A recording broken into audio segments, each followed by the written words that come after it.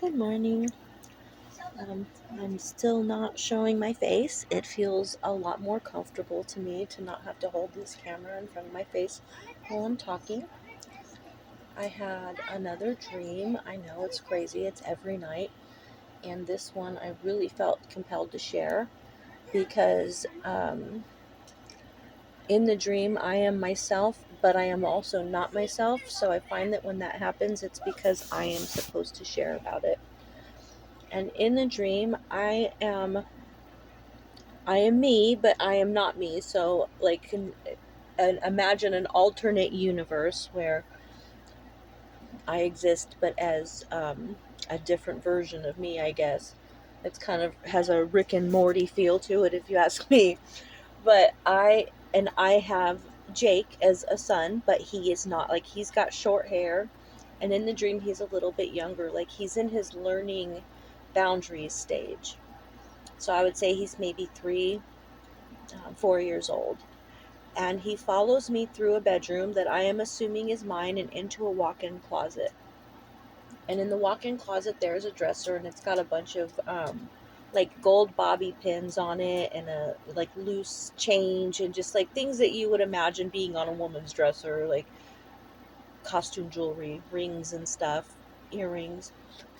And I give Jake clothes to change into, and he changes into the clothes, and he is doing what little 3-year-old boys do. He is jumping on the bed, and he's pulling clothes out, and he's getting into the toys, and he's just being a little boy. But me, I am stricken with fear. Like, there is an entity nearby, and only I know that it's there, and I can't see it, but I know that it's big. It's like this huge, all consuming, dense black ball of evil. And I don't use the word evil much because I think that it's subjective. But in this dream, I know that this entity is evil. Jake is completely unaware of its presence. He is just living his best life. And I am doing my best to protect him from this evil entity that is floating around in our atmosphere, in our space. And I'm in the closet, and I'm trying to clean off the top of the dresser while protecting us from the shielding us from this evil entity that is around. And Jake starts trying to play with the things of the little boy that is Jake, that is not Jake. He starts trying to play with the things on the dresser, and I get mad at him because it is difficult in that moment to be his mom patiently and his protector from this evil thing that I'm afraid of at the same time. And I snap at him, I yell at him, and I watch his whole demeanor change from being happy little boy to being afraid of me. And I immediately get down on his level. I get down on my knees, and I tell him how sorry I am and that I love him. And in a very calm way, I explain to him that I have a lot going on, and that um, I let it leak out and cause me to yell at him, that it is not his fault that I'm upset, and that he has done nothing wrong. And I wake up. And so the reason why I feel like I'm supposed to share this with others is because it has a really great message in it on what it's like to be a mom, a single mom, a married mom, any kind of mom. Like, we carry stresses and pains, and even dads. Like, this is a parent message, I think. Like, we carry all this stuff, all this angst and anger, and all these feelings of stress and worry about, life in general.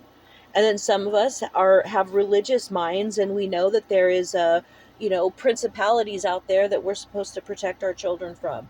But how do we do that? We usually do that with warnings about how terrible the world is.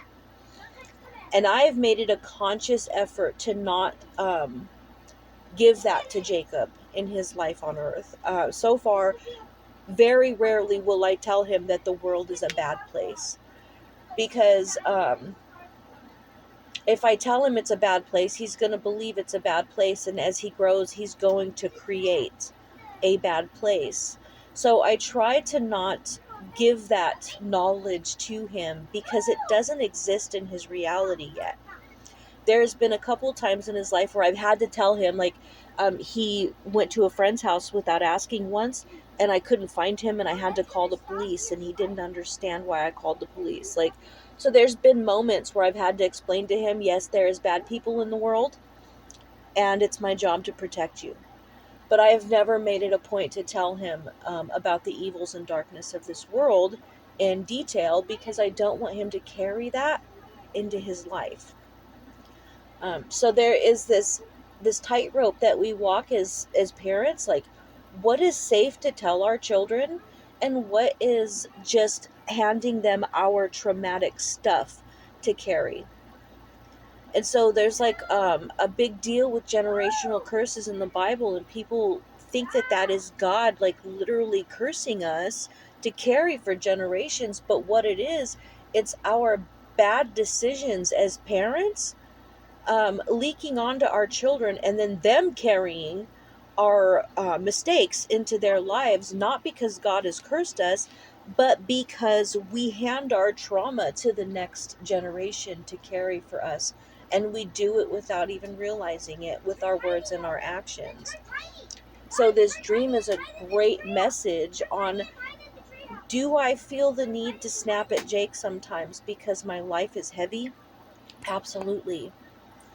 But in doing so, in snapping at my children, which I have older children that, do not live at home, and I have done that. I have given them trauma to carry. And I have to regret that, and I have to work on that with them as adults and tell them, like, that stuff is not real. Like, that's not true. You don't have to carry that anymore. So I'm trying differently with Jake to not give him my trauma to carry into his life. And sometimes it's hard because my life gets a little bit heavy, and I can create things to worry about. I'm sure you can create things to worry about, and they seem very real at the time. But there is a there is a genuine will for you to win in this life. And when we're not fighting against that will for us to win with our worries about losing, we end up being taken care of. And so I am planning on passing that on to Jacob every single day, that he's going to win, period. And I can't expect him to believe that he's going to win if he is carrying the dark entity of all of my past mistakes and all of my family's past mistakes and their ancestors' past mistakes being passed down through our words and our actions as parents today. So in the dream, I am shielding him from this dark entity, but I end up becoming the only thing in his world that can actually hurt him in that moment. And we never plan on hurting our children, at least those of us that are normal, don't ever plan on hurting our children.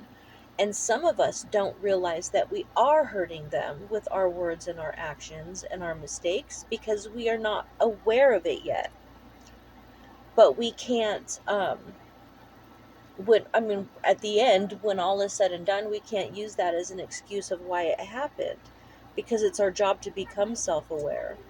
So I spend a great deal of time in the morning before I even get out of bed, at least 30 minutes, sometimes an hour, praying and meditating and making sure that I am okay before I get up and spend the day with my son and with others that I have to or get to work with. Because I don't want my entity, my fears, and my big deal is childhood sexual trauma. So I am always afraid that when my son leaves, somebody could hurt him.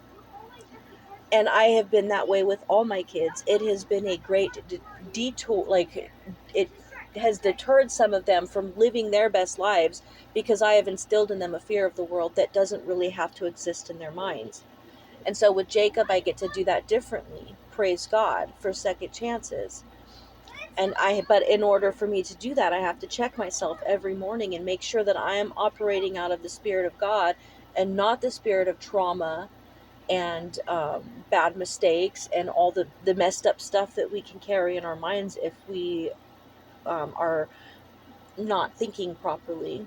My trauma can drive me on certain days, and on those days, I know I have to be extra careful. Especially having a neurodivergent mind, I know that I can be obsessive. And if I allow myself to obsess over those dark things, like I was in a closet in that dream, not just everybody gets to see what's in our closet, but Jacob is close enough to me that he was witnessing in real time what was in my closet. But I wasn't telling him what was what. Like I didn't have him. Oh, look at there's this darkness in here that could hurt us. I just let him be a child. And when I snapped at him because of what was in my closet, I got down and I apologized and I explained to him that he was not wrong, that it was me. We have to be accountable to this next generation of people, because if we're not, we're going to keep passing on our bullshit, and they don't deserve to carry it. They don't deserve to carry it. So, and they will carry it because we give it to them and they carry it without even realizing it, and it's heavy.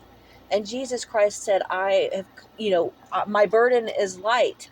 If you're passing on something that is heavy to carry, that is dark, that is, not meant for someone to have, like an old dirty wardrobe, that's not Jesus Christ. And I know that we don't all follow Jesus, but we do all hope to be part of the light.